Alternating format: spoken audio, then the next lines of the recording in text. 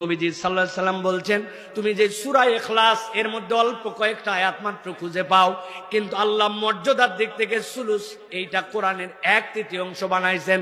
কেউ যদি আত্মবিশ্বাস নিয়ে 3 বার সূরা ইখলাস পড়ে, আল্লাহ পুরা কোরআনের মর্যাদান সম্মানটুকু আল্লাহ ওই 3 বার পড়ার মধ্যে দান করে দেন। সুবহানাল্লাহ।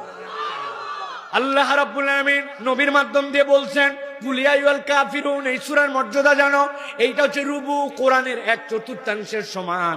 আল্লাহ রাব্বুল আলামিন ঠিক একই রকম ভাবে মর্যাদার দিক দিয়ে, বর্ণনার দিক দিয়ে বলেছেন, কেউ যদি সূরা জিলজাল এইটা যদি হৃদয় দিয়ে অনুভব করে, দুনিয়ার জীবনের পরবর্তী জীবনে আল্লাহ যা কিছু রেখেছেন এই এক সূরার মধ্যে আল্লাহ সব ঢুকায় ফেলছে।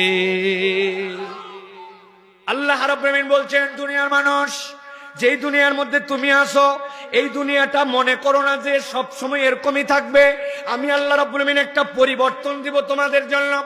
আল্লাহ বলছেন, ইজা জুলজিলাতিল আরদু জিলজালাহা, এমন এক সময় দেখবা এই দুনিয়াটা এমন প্রকম্পিত হয়ে গেছে, প্রকম্পের ধরনটা এমন হয়ে গেছে